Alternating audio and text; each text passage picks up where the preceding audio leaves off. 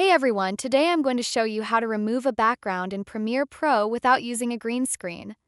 Apply the color key effect. Go to the effects panel and search for color key. Drag the color key effect onto your clip in the timeline. Create a mask. In the effect controls panel, select the pen tool to create a mask. Draw a mask around the subject in your video. It doesn't need to be perfect.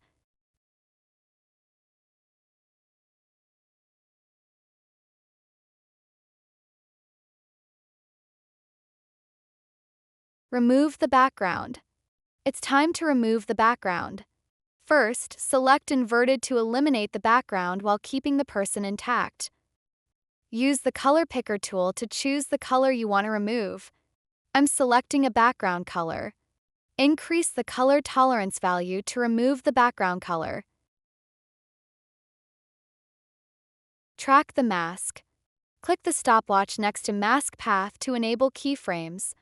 Click the play button to let Premiere Pro track the mask automatically.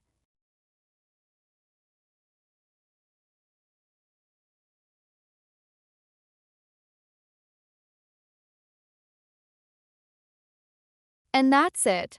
Thanks for watching, and don't forget to like and subscribe for more tips.